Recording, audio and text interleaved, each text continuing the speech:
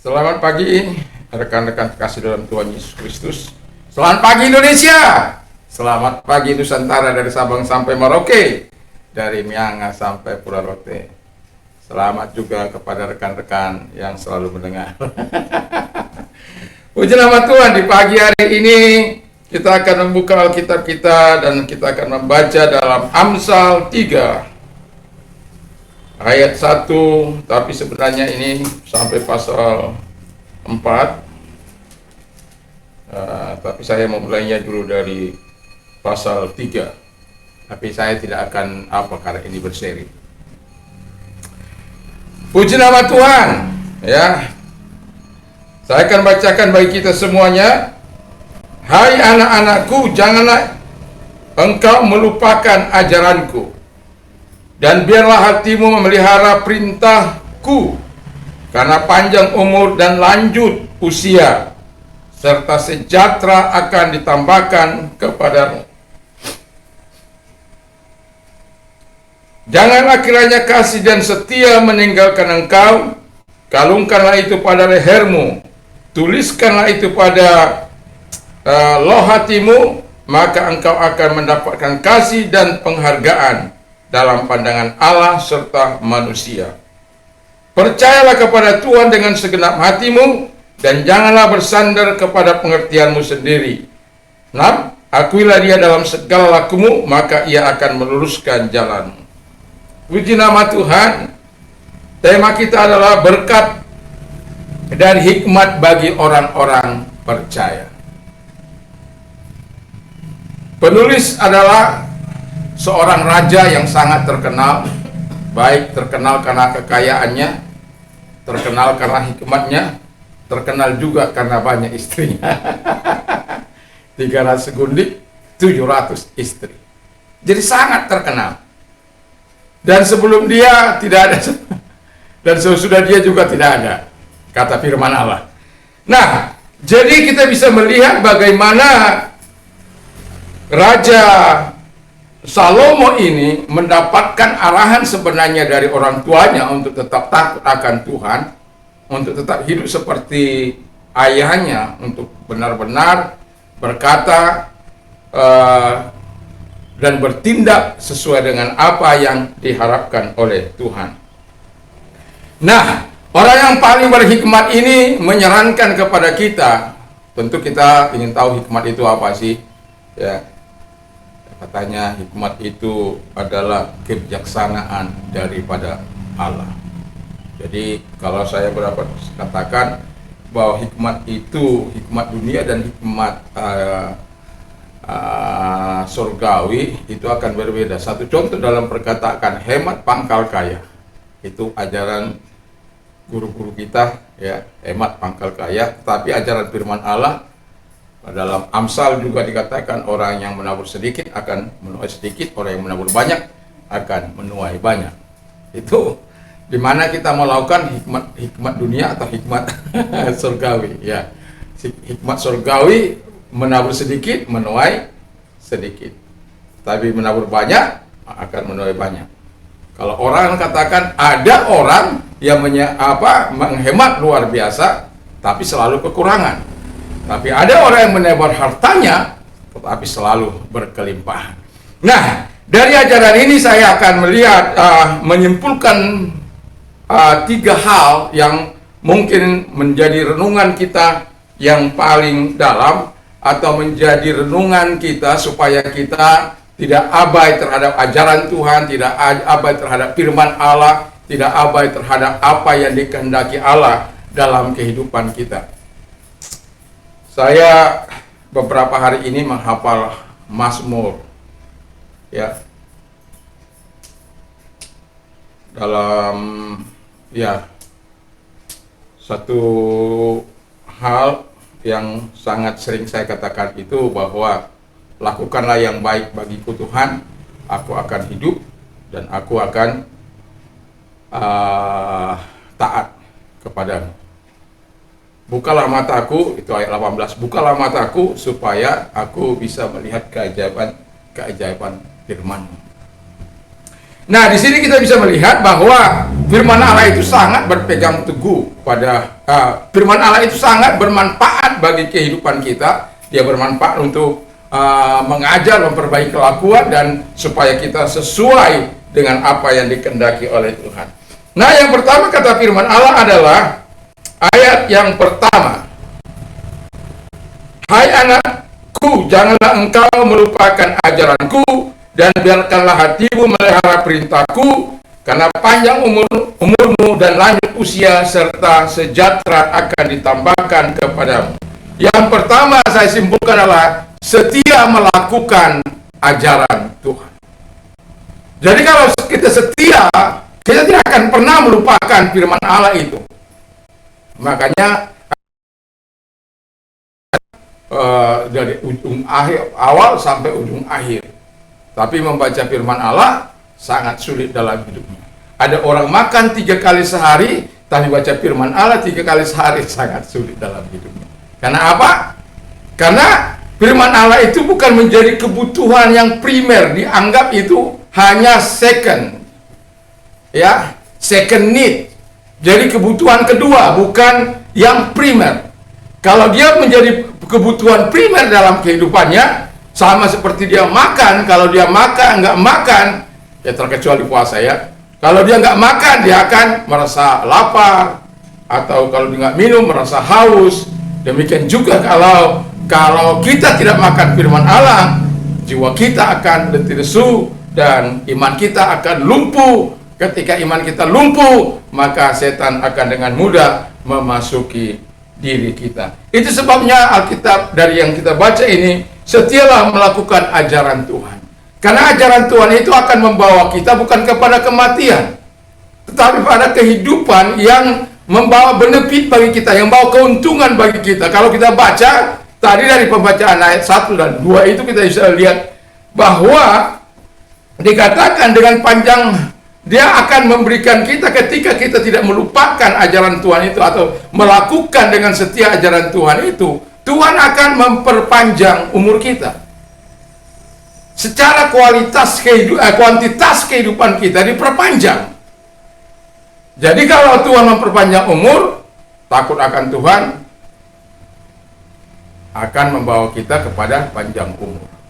Nah, jadi ajaran-ajaran ini yang akan kita taruh dalam benak kita, dalam pikiran kita. Karena ada banyak orang menaruh ajaran-ajaran dunia ini, sehingga yang dilakukan adalah ajaran-ajaran dunia ini. Satu contoh, kalau orang katakan jangan merokok, orang yang sudah terikat, tercandu, adik saya bilang kalau nggak saya merokok, matilah saya.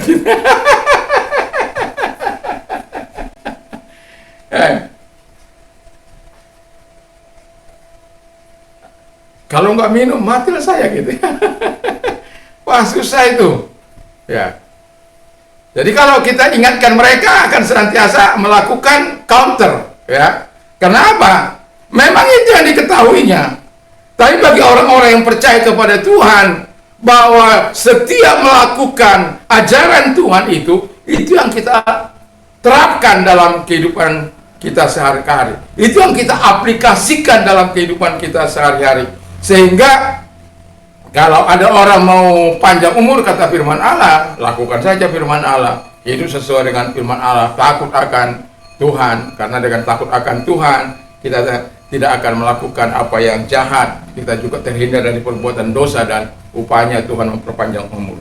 Nah, lalu kemudian ketika kita melakukan ajaran Tuhan itu dikatakan memperpanjang umur, lalu kemudian juga dikatakan sejahtera secara kualitas, ya. Ada kuantitas, ada kualitas. Kalau Tuhan memberikan kita sejahtera, saya yakin sukacita yang melimpah-limpah itu, sukacita ilahi yang diberikan oleh Roh Kudus itu akan terus mengalir.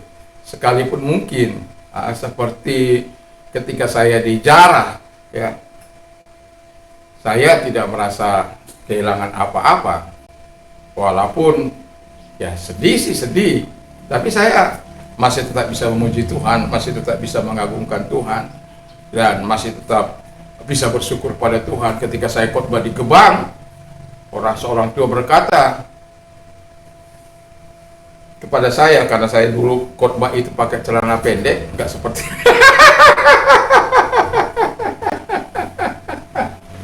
lalu mengucap syukur dalam segala hal. Saya masih ingat itu, karena apa? Saya ingin mau mengatakan kepada mereka supaya mengucap syukur dalam situasi yang sulit itu. Lalu seorang tua mengatakan itu ajaran yang gila itu. Terus saya katakan, Pak, apa yang Bapak yang hilang dari Bapak? Nggak ada sih, tapi saya dibuat susah. Saya bilang harta benda saya hilang, Pak, tapi saya masih bisa bersyukur. Ini yang saya pakai ini, Pak, pinjaman ini. Ini ipar saya, baju ipar saya. Apakah karena itu kita tidak bisa mengucap syukur? Tidak. Apakah karena situasi peristiwa yang kita alami, keadaan yang terjepit itu lalu kita tidak mengucap syukur? Tidak. Justru karena itulah kita menerapkan ajaran Tuhan itu. Memang nggak mudah, tetapi ada kekuatan Tuhan, ada kekuatan Roh Kudus, ada kekuatan firman yang mengalir dalam roh dan jiwa kita ini. Karena apa? Kita mendengarkan firman-Nya.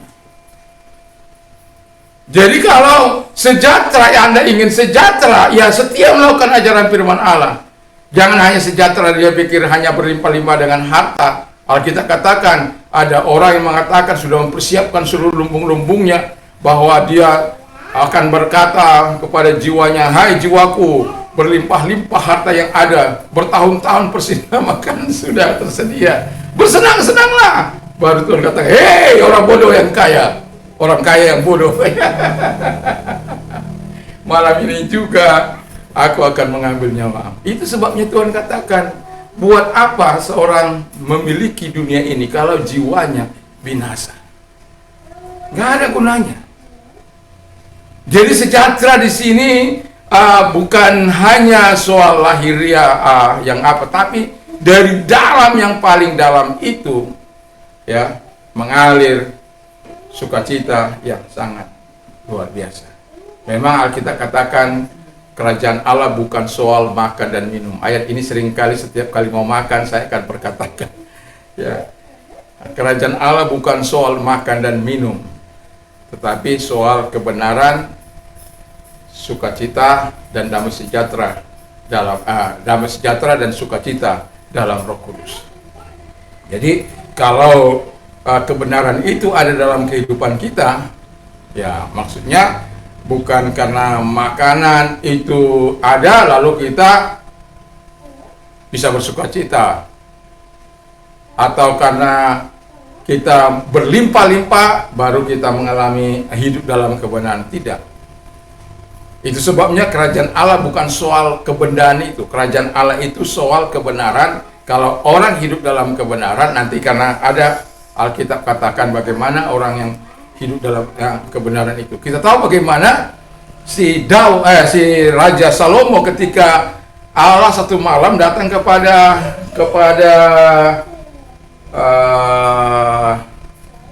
Raja Salomo di Gibeon. Apa yang engkau minta daripadaku? Kalau Anda didatangi Tuhan dalam sebuah penglihatan atau dalam sebuah mimpi, Tuhan katakan kepada Anda, apa yang akan Anda minta kepada aku? Oh, beri aku kekayaan yang berlimpah-limpah. Ya. Atau berikan aku, kembangkan daerah teritoriku Tuhan. Atau kembangkan daerah kekuasaanku Tuhan. Atau ya apa ya? Kalau saya boleh katakan, ya serahkan musuh-musuh. Apakah yang seperti itu? Tidak. Ketika itu dia berkata, aku ini masih muda dan tidak berpengalaman, sangat bodoh dan tidak tahu apa-apa. Dan jiwa-jiwa ini sangat banyak, umatmu ini sangat banyak, dan aku sangat terbatas. Artinya betul-betul dia sangat merendahkan diri di hadapan Tuhan. Dan dia bilang, itu Anda bisa baca pasal 3. Lalu dia bilang, 1 Raja-Raja pasal 3. Ya, nanti bisa Anda temukan di situ. Lalu Aku nggak butuh apa-apa Tuhan. Aku hanya butuh hikmat Tuhan itu, supaya aku bisa memberikan keputusan mana yang baik, mana yang benar, mana yang salah, mana yang mana yang salah, mana yang benar ya gitu. Kalau enggak nanti bahaya Tuhan gitu. Nah, Alkitab katakan karena Salomo meminta itu, maka Tuhan katakan, aku akan memberikan juga kekayaan, dan aku juga akan memberikan engkau kemuliaan. Itu sebabnya pentingnya kehidupan kita untuk melakukan firman Allah. Tapi saya mau katakan juga, dan saya harus fair juga gitu. Ketika Anda diberikan yang terbaik oleh Tuhan, jangan pula engkau melakukan apa yang menyakitkan hati Tuhan. Itu seperti Raja Salomo, setelah diberi kekayaan, kemuliaan yang begitu luar biasa, kerajaan dibawa ke pemerintahannya. Aduh, raja-raja di sekitarnya memberikan upeti kepada dia. Tapi dia tidak setia untuk melakukan firman itu. Padahal kalau kita lihat bagaimana hikmat yang pertama ketika dua orang wanita sundal kata firman Allah, mereka berada di satu rumah, lalu ibunya mungkin kelelahan setelah melayani tamu-tamu, lalu ditimpa anaknya tertidur, anaknya meninggal dunia. Lalu tengah malam dia bangun, anakku sudah mati. Dia pindahkan ke sebelah, ke temannya itu. Lalu diambil anak yang hidup di peluknya gitu ya. Lalu pagi-pagi mereka melihat bahwa yang ketika mau menyusui si ibu yang anaknya yang isinya kok mati gitu ya. Lalu dilihatnya, ini bukan anak saya ini. Wah, ini sudah terjadi kerancuan, ini sudah ini bukan anak saya, yang jelas ini bukan anak saya. Pastilah seorang ibu punya tanda-tanda khusus ya untuk anaknya. Saya yakin itu. Dan akan mungkin terpisahkan itu tanda-tanda, pasti ada secara khusus yang mungkin diberikan oleh sang ibu. Ini bukan anak saya itu ada ininya gitu ya. Nah, perkara di hadapan raja. Di hadapan raja saling mengaku, itu anak saya. Yang satu bilang, itu anak saya. Semua bilang mengaku anak saya. Akhirnya Raja Salomo katakan, ambilkan saya pedang, belah dua anak itu. Satu berikan kepada itu, satu berikan kepada itu. Ya. Lalu ibu yang punya anak ini memohon, jangan Tuhan. Biarkan anak itu diasuhnya. Sampai saya juga merinding. Lalu si ibu yang mati anaknya ini, tidak, supaya jangan sama kamu, supaya jangan sama saya, gitu kan. Raja Salomo sudah serahkan anak itu kepada ibu itu, karena dialah ibunya. Yang mau saya katakan adalah hikmat akan menolong kita. Ajaran-ajaran firman Allah akan menolong kita. Satu contoh, jangan makan darah. Itu bukan karena saya nggak suka darah, saya suka darah. Saya suka makan darah. Kata saya, kenapa kau nggak makan darah? Saya suka darah. Tapi karena firman Allah sudah mengatakan, biar saya bacakan ya. Kadangkala Kisah Rasul 15.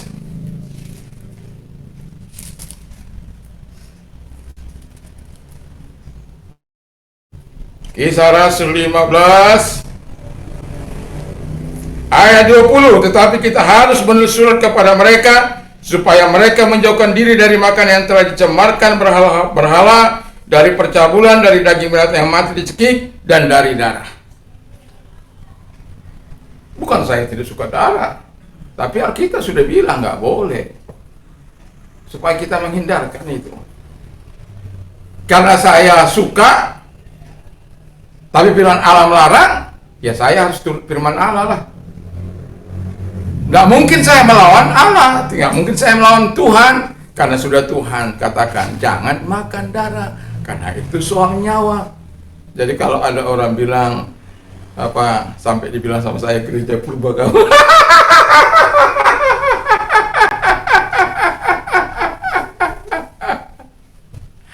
Jadi kalau ada sampai orang katakan gereja purba, ya ketawa saja, senyum-senyum saja, puji Tuhan, kan gitu.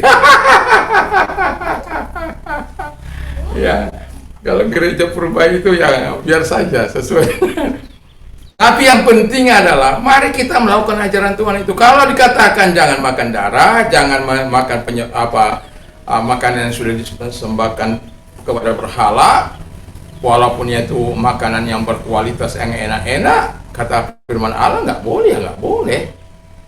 Mati yang dicekik, ya nggak boleh. Makanya kalau saya kalau dulu di restoran China kita sering makan namanya burung dara, tapi setelah saya tahu firman Allah nggak mau lagi saya, karena itu katanya seringkali matinya dicekik karena rasanya lebih manis. Saya tidak tahu bagaimana yang matinya dicekik, bagaimana yang apa, karena saya tidak pernah bisa membandingkannya gitu. Tapi itu karena firman Allah melarang. Itu sebabnya dikatakan setiap melakukan firman Allah maka kita diperpanjang usia, lalu dikatakan sejahtera karena kita mengalami sukacita yang daripada Allah. Coba kita lakukan, kita sudah tahu firman Allah lalu kita langgar, pasti kita gak sejahtera, pasti ada rasa tuduhan dari si iblis, nalu ya gitu. Akhirnya kalau kita nggak akui, ya salah satu kata firman Allah, kalau kamu sudah terjatuh dan kamu mengakui kesalahan kamu dan kamu terbebas kembali. Tapi setan itu kan pintar,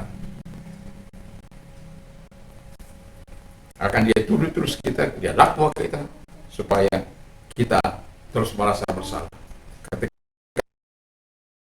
tak nyamanan, istilah ketidaktenangan, istilah ketidaksejahteraan kita karena ada sesuatu yang something wrong, sesuatu yang salah yang kita simpan. Selesaikan di hadapan Tuhan. Jadi kalau kalau saya dikatakan kenapa kamu nggak makan darah, sebenarnya saya sebelum saya kenal firman Allah saya makan darah, itu udah nikmat sekali, itu pakai asam, pakai apa ya, makan sambal ya. Tapi sesudah saya mengenal firman Allah, nah, kita mengatakan larang, ya saya tinggalkan. Makanya itu baca itu dalam Kisah Rasul 20, 27-nya diulang. 27-nya dikatakan,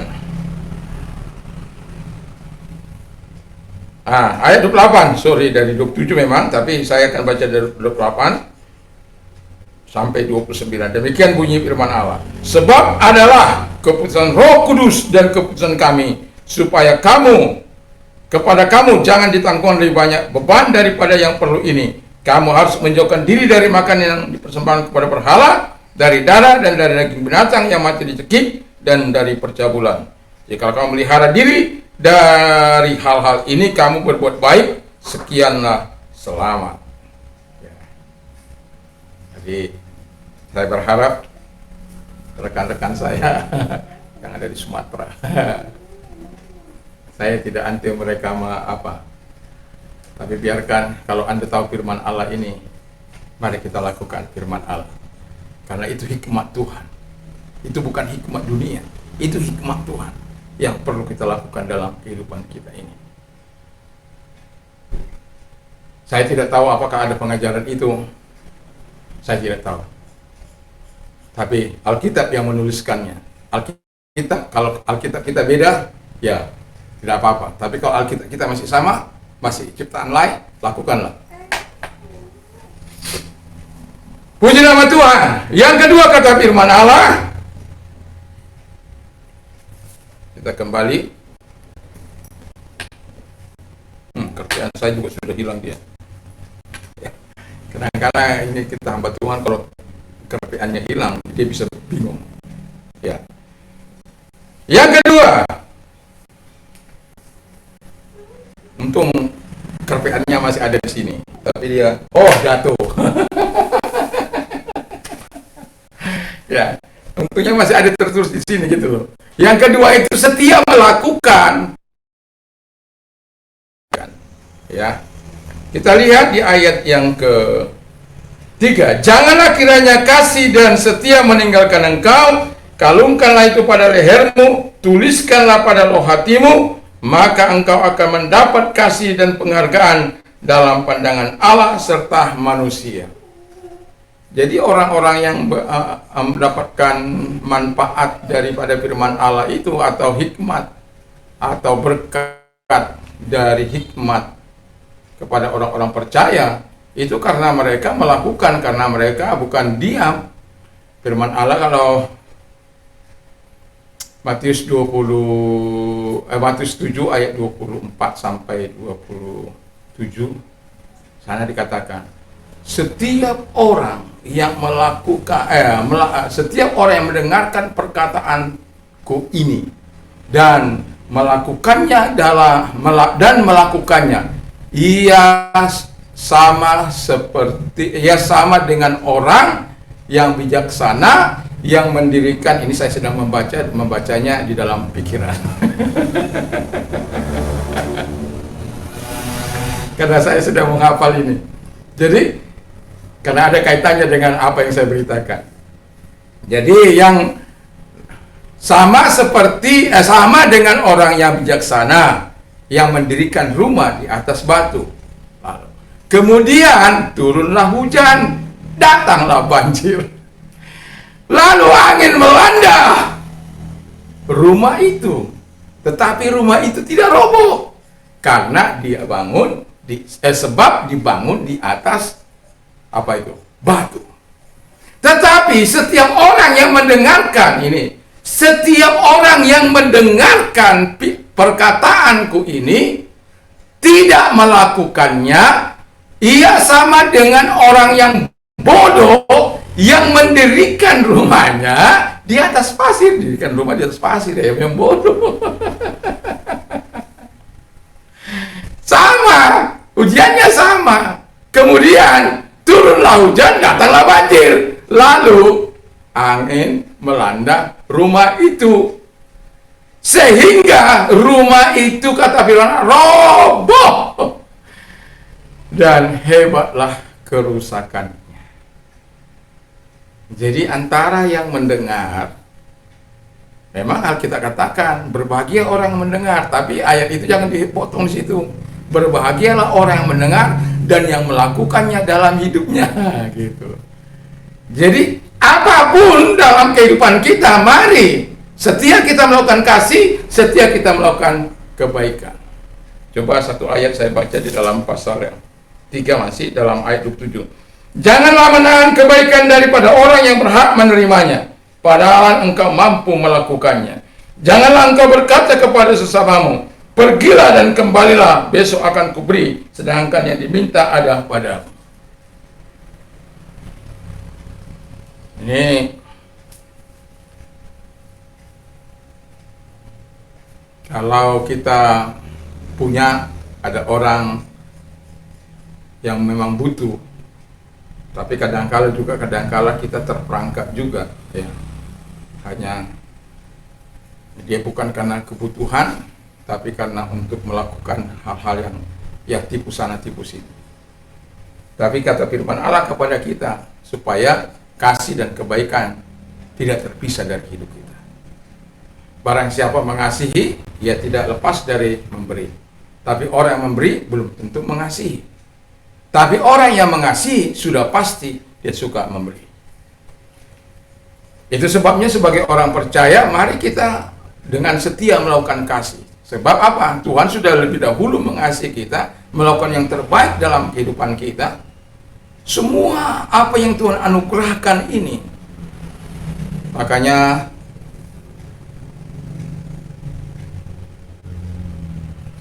saya dalam doa-doa saya setiap hari itu, ada hal yang sangat saya minta kepada Tuhan untuk orang-orang muda. Itu nggak mungkin saya lepaskan itu untuk orang-orang muda, khususnya di 2024. Halo orang-orang muda, kalau engkau orang-orang muda masih merasa muda, ya betul-betul masih muda, firman ini datang kepadamu. Dan itu doa saya. Saya tidak tahu Anda bergerak di bidang apa, tapi apapun yang kau tuju, apapun yang kau mau lakukan, lakukanlah untuk hormat kemuliaan Tuhan. Nah, apa yang saya minta kepada Tuhan tentang untuk orang-orang muda ini? 3 perkara untuk orang-orang muda ini yang saya lihat dalam profesi hari-hari ini. Yang pertama, di 2024 akan ada pesta demokrasi di 2024. Kita akan berdoa bagi orang-orang muda supaya ada orang-orang muda yang sungguh-sungguh punya semangat Sadrak, Mesak, Abednego, dan Daniel. Yang betul-betul menyerahkan diri mereka, mempersiapkan diri mereka dalam dunia politik. Di mana mereka betul-betul menyiapkan kualitas iman mereka. Mereka betul-betul takut akan Tuhan. Ketika mereka ada di istana raja, mereka betul-betul menjadi pemimpin. Mereka tidak melakukan apa yang jahat di mata Tuhan. Sekalipun ada banyak kejahatan-kejahatan menyerang mereka, tapi Tuhan senantiasa membela mereka. Dan kalau engkau orangnya, bersiaplah untuk maju di 2024. Warnai itu parlemen dengan menyuarakan suara kenabian Tuhan, suara kenabian Allah di dalam Yesus Kristus. Jangan sampai kita nggak ada di situ. Orang-orang muda yang punya intelektual yang sangat tinggi, saya mau katakan, mari terjun di situ. Ya, Sadrak, Mesak, Abednego 10 kali di atas orang Uskasdim kepintarannya, kecerdasannya, kemampuannya dalam merasakan situasi dan kondisi di sekitarnya. Dan kita butuh orang-orang tersebut. Terjunlah. Tapi setelah engkau terjun, ingat, tetaplah berkomitmen bersama dengan Tuhan. Tetap pegang komitmenmu di hadapan Tuhan, supaya engkau menjadi orang-orang yang betul-betul dengan setia melakukan ajaran Tuhan. Betul-betul setia mengakukan kasih dan kebaikan. Supaya apa? Engkau nanti ketika engkau terjun di situ, betul-betul engkau menjadi alat di tangan Tuhan. Jangan alergi terhadap politik. Kita sedang dicekoki dengan alergi, dengan katanya politik itu jahat. Memang jahat politik. Tapi di tangan siapa? Di tangan orang jahat, orang menjadi jahat. Tapi di tangan orang baik, politik menjadi alat yang sangat bisa diandalkan untuk sesuatu kemajuan di masyarakat kita. Dan itu yang saya mau katakan. Lalu yang kedua, untuk orang muda, saya meminta mereka yang bergerak dalam bidang bisnis. Tentu hari-hari ini kita sudah melihat yang merajai dunia bisnis adalah orang-orang muda, orang-orang hebat. Tetapi sangat sedikit orang memuliakan harta, memuliakan Tuhan dengan harta mereka. Kalau kita baca Amsal, maka kita akan temukan bagaimana orang-orang muda harus mempermuliakan Tuhan dengan harta mereka. Jadi kalau Anda diberkati, jangan serakah. Jadilah seperti Ayub, di mana diberkati Tuhan berlimpah-limpah. Orang-orang di sekitarnya pun mendapat sejahtera. Orang-orang di sekitarnya pun mendapat pertolongan. Orang-orang di sekitarnya pun mendapat dampak yang begitu luar biasa. Tanpa harus memanipulasi tenaga mereka. Tanpa harus memanipulasi kehidupan mereka. Tidak. Mereka betul-betul disejahterakan. Dan saya berharap orang-orang muda di dalam dunia bisnis, orang-orang percaya, harus berbeda dengan orang-orang dunia ini. Lakukan yang terbaik bagi Tuhan. Dan ingatlah bahwa Tuhan senantiasa akan menolong. Ada banyak contoh. Abraham, Ishak, Yakub. Itu orang dari mana? Ya kalau dari Abraham mungkin sudah Tuhan dipanggil oleh Tuhan. Tapi Ayub, si Ishak dan Yakub. Wow. Itu luar biasa itu. Nah, jadi, dan yang ketiga, saya juga tidak minta hanya orang-orang muda bergerak di bidang bisnis, bergerak di bidang pemerintahan, politik. Tidak. Saya juga minta orang-orang muda yang hebat di dalam dunia spiritual. Dan saya berharap mereka dimentori dengan sungguh, yang betul-betul diarahkan kepada hal-hal yang baik, hal-hal yang memuliakan Tuhan. Orang-orang muda yang tangguh, orang-orang muda yang militan dalam Tuhan, Orang-orang muda yang memberikan hidup mereka dan takutnya hanya Tuhan dan melakukan dosa. Haleluya. Dan itu setiap kali saya datang berdoa kepada Tuhan, saya akan meminta itu. Karena apa? Saya tahu bangsa dan negara, gereja Tuhan kelak akan jatuh di tangan mereka. Kalau mereka tidak dipersiapkan sedini mungkin, maka mereka bisa menjadi batu sandungan. Kalau mereka tidak dipersiapkan, mereka mungkin bisa menjadi orang-orang yang tidak terkendali. Tapi ketika mereka hidup dalam kebenaran, mereka hidup dalam takut akan Tuhan. Haleluya. Kalau kita lihat dalam bidang spiritual, kita lihat Samuel, kita lihat Timotius. Jadi ada contoh-contoh dalam Alkitab di mana mereka melakukan ajaran, tapi jangan setengah-setengah. Setialah sampai mati. Saya juga katakan, jangan seperti Salomo. Jangan. Enggak setia sampai mati.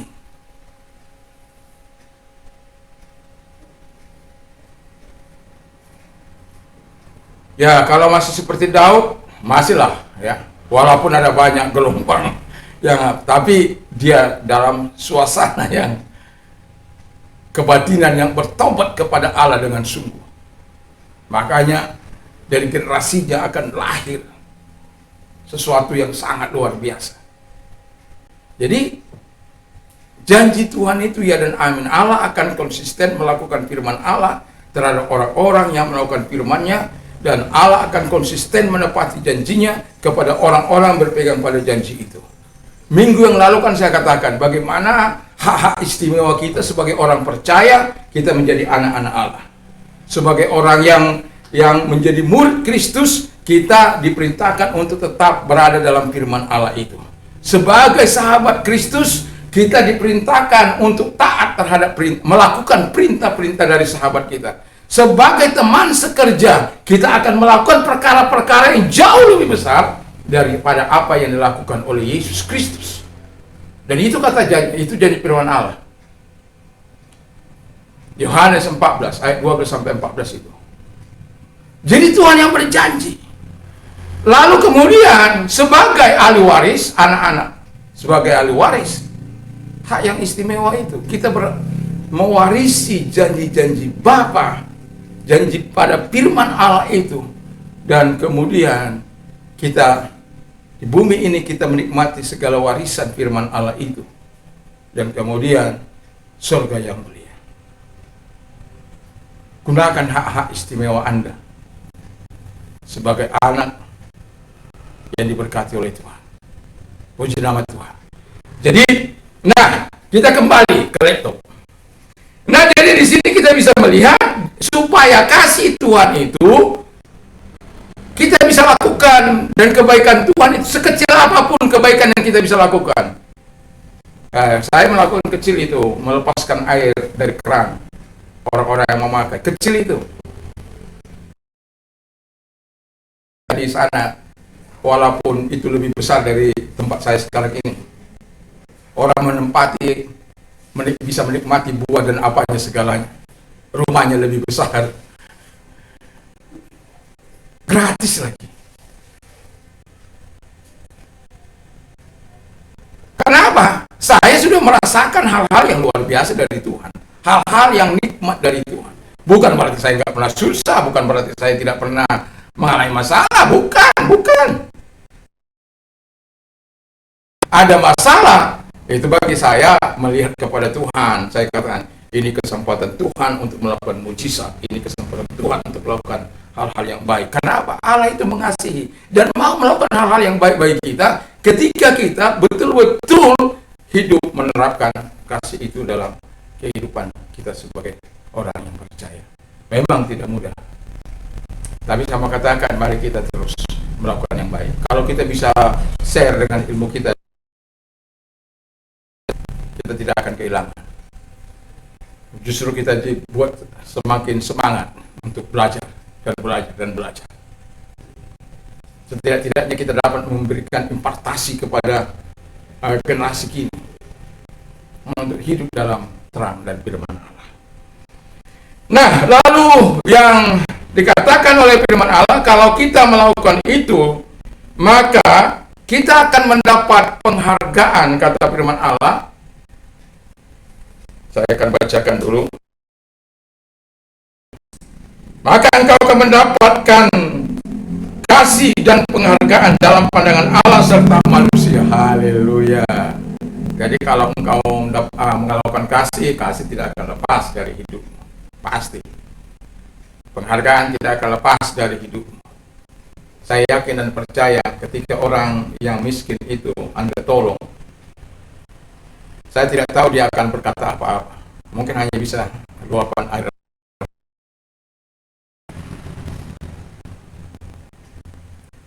Anda mungkin belum pernah atau sudah, saya yakin ketika kita mau berbuat seperti itu, kita akan menikmati yang indah itu.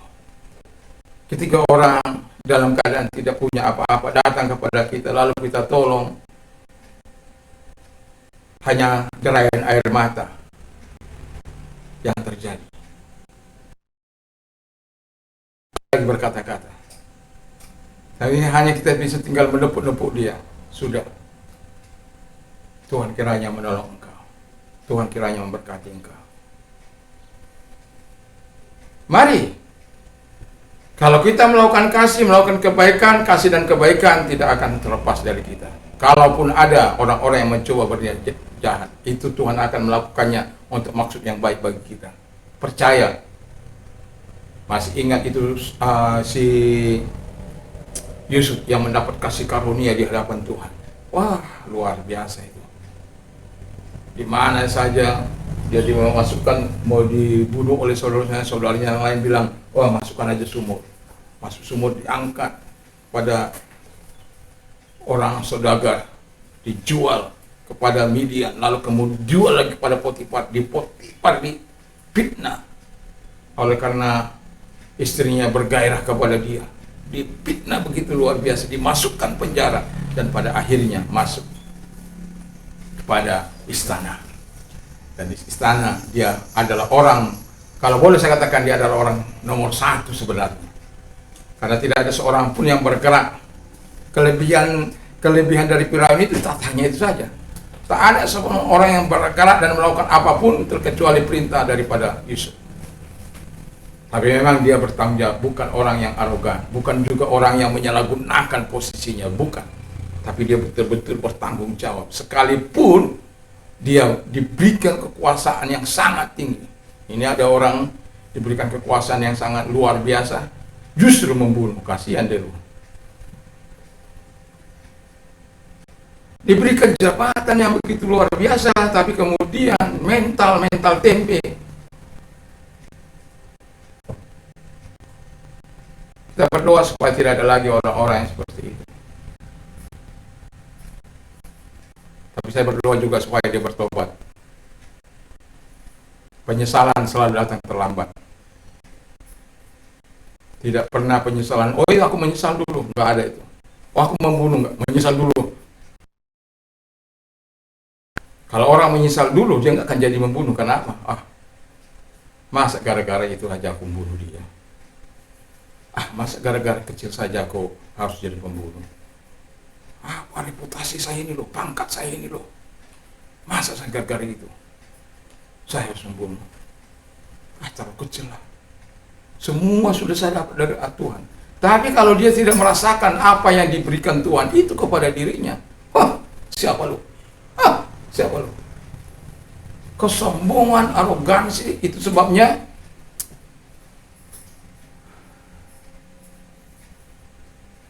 dalam satu ayat dalam Mazmur dikatakan, you rebuke arrogance and are cursed and who stray from your command. Jadi engkau mencelah, memarahi orang-orang yang sombong, orang-orang yang terkutuk, orang-orang yang terhindar daripada, atau orang-orang yang tersesat dari jalan-jalan. Itu Mazmur 119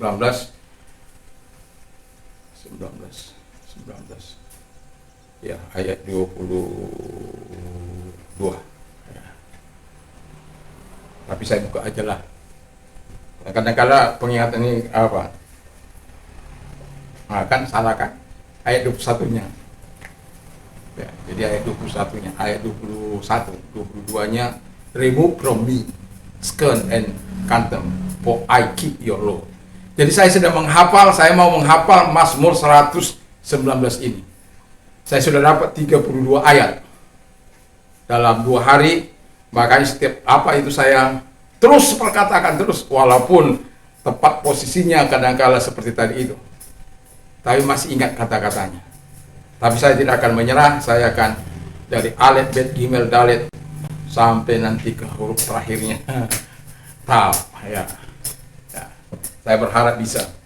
Hanya 176 ayat katanya.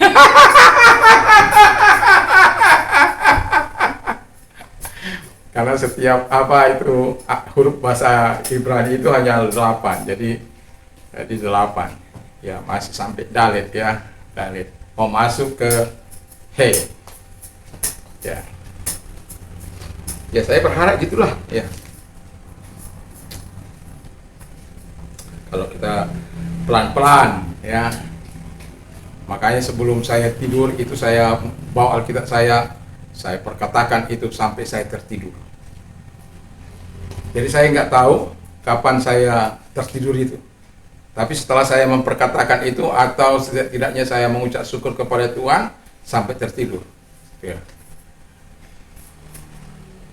Nah, puji nama Tuhan karena persiapan cadangan energi pada jam 4 kita harus bangun ya. Energi kalau dari dunia ini sudah nggak mungkin lagi, energi dari ilahi lah yang kita minta ya. Karena udah jam 12 lewat tidurnya, lalu kemudian kalau energi manusia kita lelah-lelah saja gitu ya. Walaupun kadang-kala memang harus kita nikmati kelelahan itu. Tapi kita punya resources yang sangat luar biasa. Ya. Ya, karena firman Allah begini.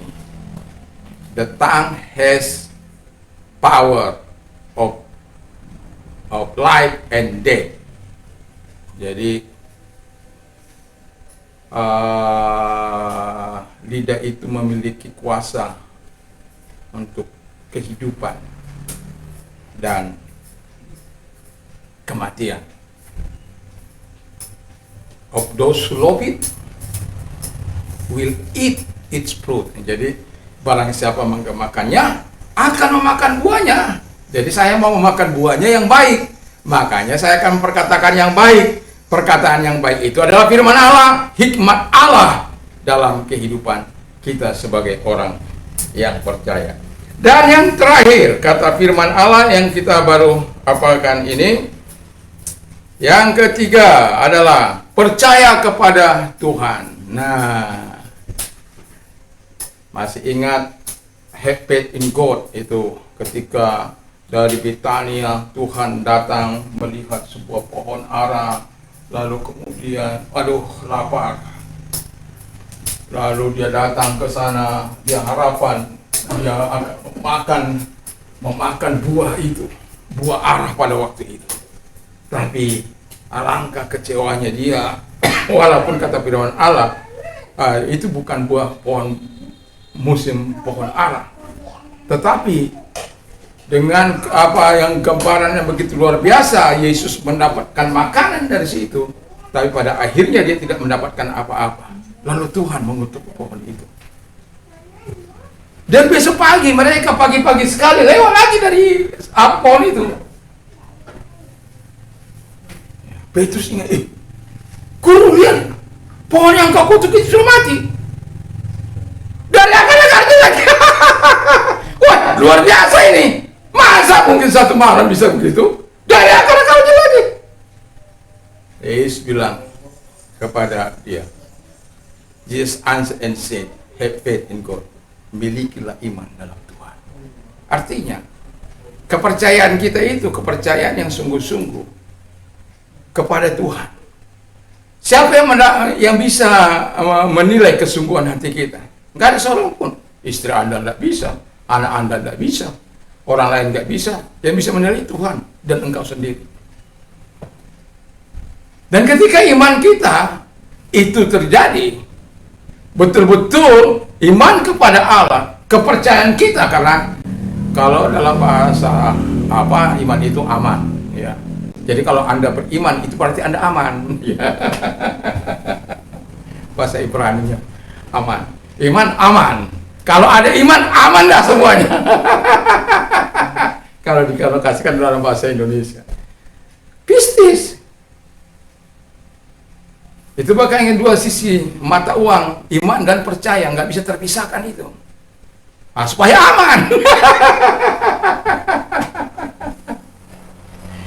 Jadi kalau kita hikmat Allah, kita mau memperoleh berkat dari hikmat Tuhan itu untuk kita orang percaya, ya lakukan firman Allah.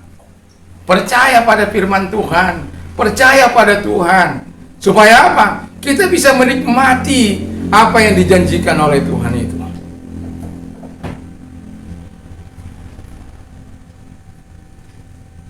Anda pernah mendengar enggak? Kamu minta-minta saja. Kalau saya mendengar itu, saya akan marah sama dia. Minta-minta saja sama Tuhan. Saya nggak nyalakan kalau ada orang minta. Tuhan yang merintahkan kok. Kalau Tuhan memerintahkan, kenapa kamu larang? Memangnya kamu lebih hebat dari Tuhan? Memangnya kamu lebih hebat dari Yesus itu? Yesus merintahkan minta kok. Kok kamu melarang orang meminta?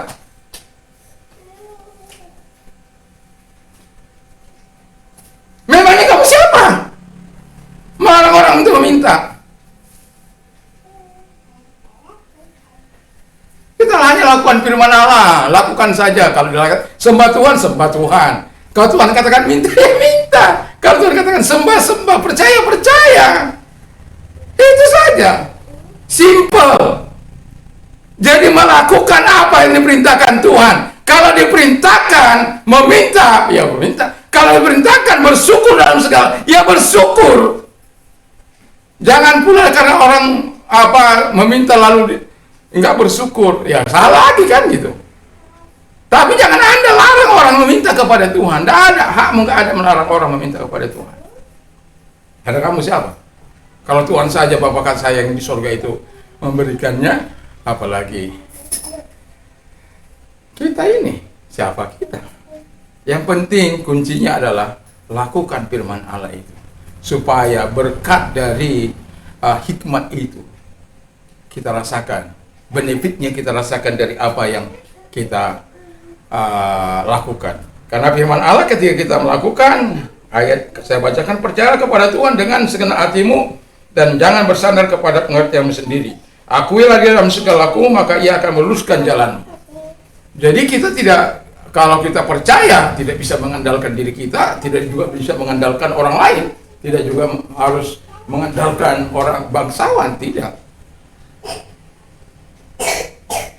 It is better to trust in the Lord than to be confident in man. Jadi lebih baik percaya kepada Tuhan daripada percaya kepada manusia. It is better to trust in the Lord than to be confident in princes. Jadi lebih baik percaya kepada Tuhan daripada percaya kepada para bangsawan.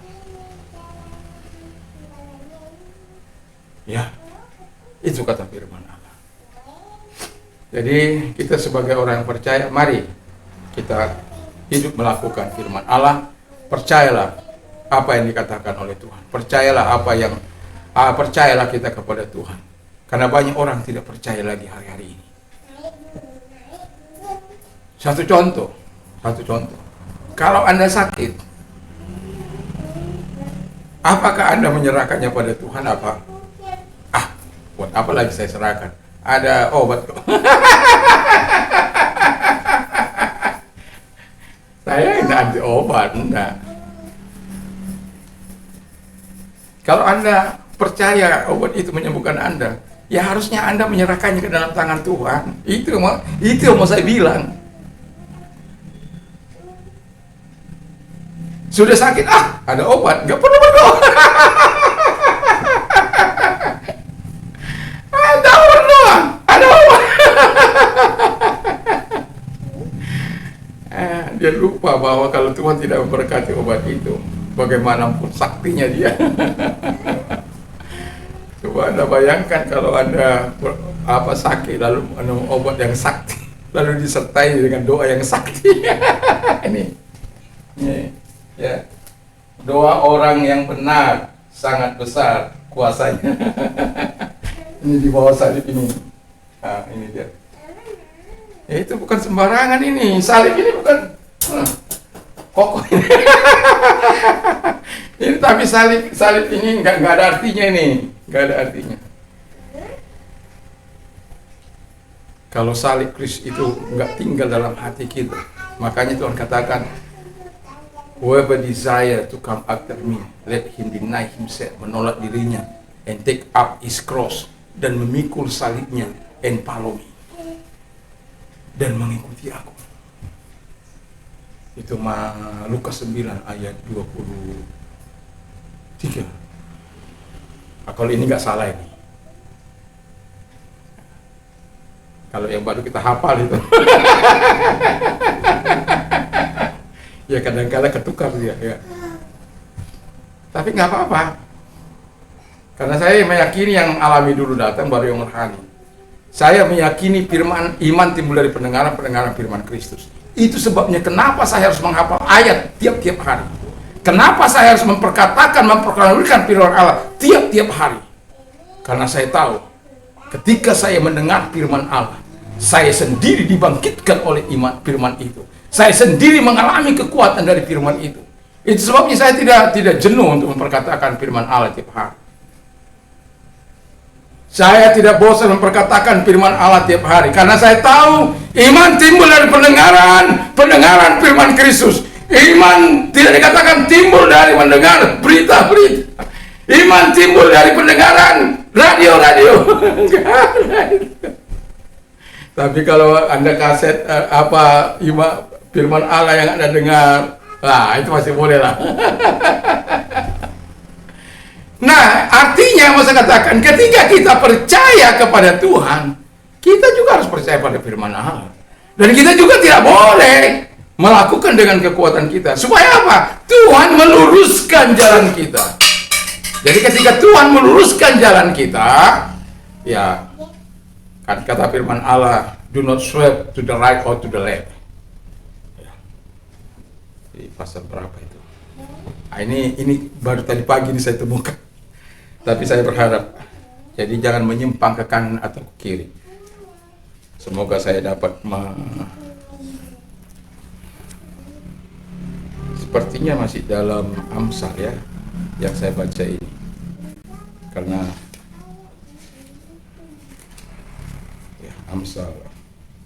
ya, Amsal 4 ayat terakhir dan 27. Don't swerve to the right or to the left. Keep your foot from evil. Jadi jangan menyimpang ke kiri atau ke kanan. Jagalah kakimu supaya jangan melangkah kepada kejahatan. Haleluya. Banyak orang melangkah kepada kejahatan, pergi ke rumah-rumah pelacuran, pergi ke minum-minuman keras. Kalau Anda pergi ke bar untuk menginjil nggak apa-apa.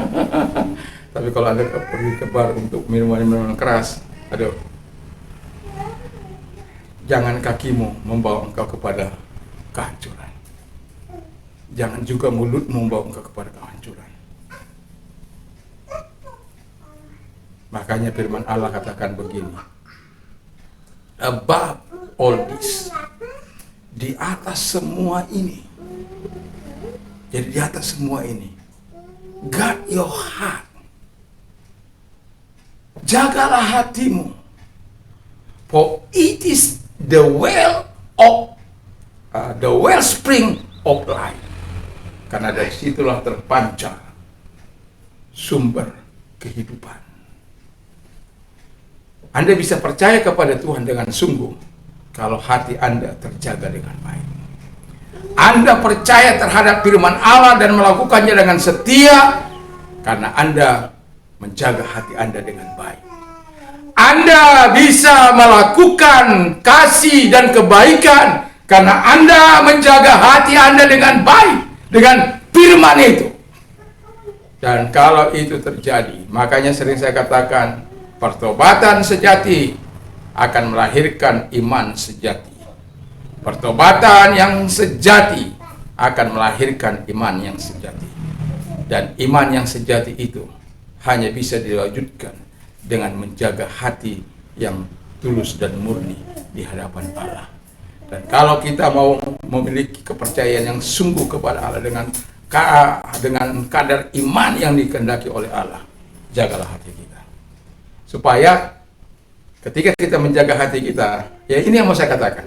Ketika kita menjaga hati kita seturut dengan apa yang dikehendaki oleh Tuhan, kita tidak akan merasa terbeban untuk melakukan firman Allah. Kita tidak akan merasa digurui untuk melakukan firman Allah.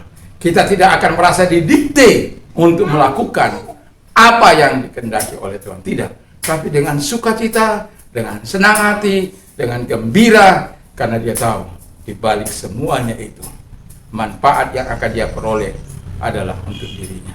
Dan dari di situ dia bisa menjadi berkat bagi orang lain. Biarlah kita terus menanamkan berkat dari firman Allah ini dalam kehidupan kita dengan jalan melakukan dengan setia apa yang diajarkan oleh Tuhan kepada kita, dan juga melakukan dengan setia kasih dan kebaikan, dan juga kita dengan sungguh beriman atau sungguh percaya kepada Tuhan. Kiranya Tuhan Yesus memberkati kita. Saya undang kita bangkit berdiri.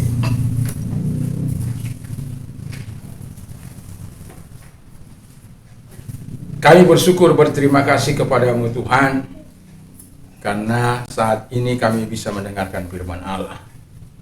Sungguh bukan secara kebetulan kalau Tuhan memberikan hal yang sangat luar biasa kepada Salomo ketika engkau tawarkan sesuatu, apakah yang engkau minta daripadaku.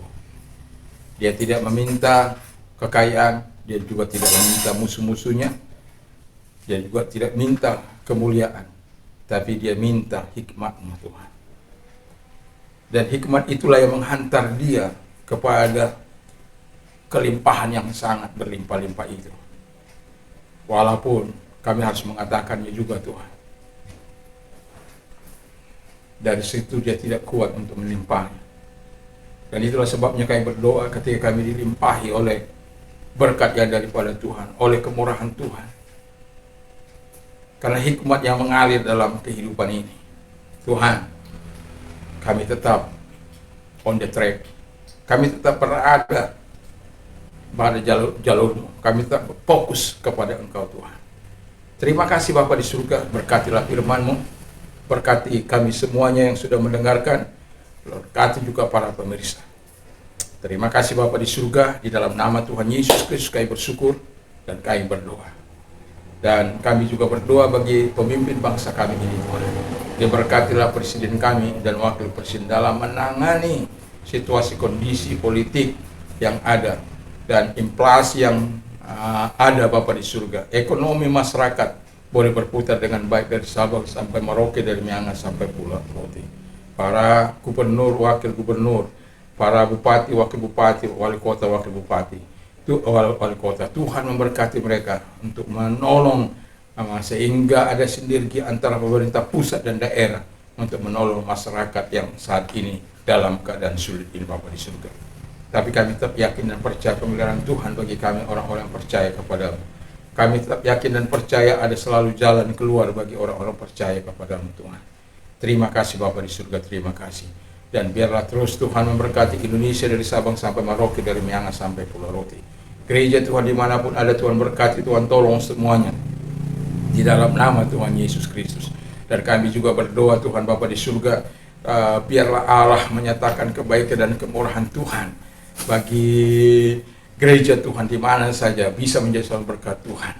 Terima kasih Bapa di surga, dan kami juga berdoa bagi mereka-mereka yang sakit, Tuhan menyembuhkan mereka, Tuhan menolong mereka oleh bilur-bilur-Mu menjadi kesembuhan bagi mereka, dan kuasa-Mu menjamah mereka, menolong mereka dalam nama Tuhan Yesus Kristus. Apapun sakit penyakit mereka, di dalam nama Tuhan Yesus Kristus Engkau hadir kepada mereka. Dan bagi Engkau yang mau mengalami transformasi, Tuhan angkat ke tangan-Mu dan mari kita berdoa. Bapa di surga, Engkau juga mengangkat tangan-tangan yang mereka angkat, mau mengalami transformasi seperti Engkau melakukan transformasi bagi Saulus Bapa di surga, menjadi alat di tangan-Mu, Mungkin Tuhan Bapa di surga, mereka sudah jenuh melakukan apa yang tidak benar, yang tidak berkenan kepada Tuhan. Tolong mereka sehingga mereka menjadi berkat. Kami juga berdoa bagi mereka-mereka, oh Tuhan, yang berkecimpung dalam dunia kejahatan. Tuhan tolong supaya mereka, Kau hadir kepada mereka, Engkau menobatkan hati mereka. Karena kami tahu Tuhan saja yang kami percaya yang dapat menobatkan hati, yang dapat mengembalikan hati manusia kepada Engkau dan mengasihi sesamanya. Terima kasih Bapa di surga, terima kasih. Dan kami juga berdoa bagi mereka-mereka yang mau percaya kepada Yesus. Kalau Engkau orangnya, taruh tanganmu di dada, mari kita berdoa. Tuhan Yesus, saya sadar saya orang berdosa. Saya mengakui segala dosa dan kelemahanku di hadapan-Mu. Dan Bapa di surga, dalam nama Tuhan Yesus, Engkau menyucikan segala pelanggaran dan dosa-dosa yang pernah aku lakukan dalam nama Tuhan Yesus dengan kuasa darah-Mu. Terima kasih Tuhan, hamba-Mu mendapatkan hidup yang kekal dari Tuhan di dalam nama Tuhan Yesus Kristus. Dan kami juga berdoa buat orang-orang muda Tuhan. Sekali lagi kami bawa mereka ke dalam tangan Tuhan. Biarkan orang-orang muda terlibat dalam dunia politik di 2024. Tapi mereka punya panutan yang jelas, Sadrak, Mesak, Abednego, dan Daniel, yang benar-benar Bapa di surga hanya mementingkan bagaimana membangun masyarakatnya tanpa melakukan hal-hal yang jahat di mata Tuhan. Walaupun ada trik-trik dari orang-orang yang jahat itu, tapi Tuhan senantiasa menjadi pembela mereka. Orang-orang muda ini kami minta kepada Tuhan untuk terjun di dunia politik di dalam 2024 untuk parlemen, sehingga Tuhan, mereka betul-betul dapat menginspirasi, dapat memberikan suara kenabian-Mu bagi parlemen Bapa di surga untuk melakukan yang terbaik bagi bangsa ini. Terima kasih, dan orang-orang muda yang terlibat dalam dunia bisnis juga Tuhan memberkati, dan mereka diberkati, dan mereka muliakan Engkau dengan harta dan hidup mereka Bapa di surga. Orang-orang muda yang bergerak dalam bidang spiritual, Tuhan kami serahkan semua, karena gereja ini, gereja yang akan ada Bapa di surga, mereka yang akan memegang tampuk pemimpinan di masa-masa yang akan datang. Perlu persiapan bagi orang-orang muda Bapa di surga untuk melakukan yang terbaik bagi gereja-Mu di masa kini maupun masa yang akan datang. Terima kasih Bapa di surga, terima kasih. Kami sungguh bersyukur, kami berterima kasih. Dalam nama Tuhan Yesus kami bersyukur dan berdoa. Biarlah berkat-Mu, sejahtera-Mu, kekuatan-Mu menyertai kami mulai saat ini sampai selama-lamanya. Sekarang pulanglah dengan membawa damai sejahtera daripada Tuhan Yesus Kristus, kecintaan Bapa dalam surga, persekutuan kuat kuasa Roh Kudus menyertai mulai saat ini sampai Maranatha. Dalam nama Yesus, haleluya, amin. Tuhan memberkati.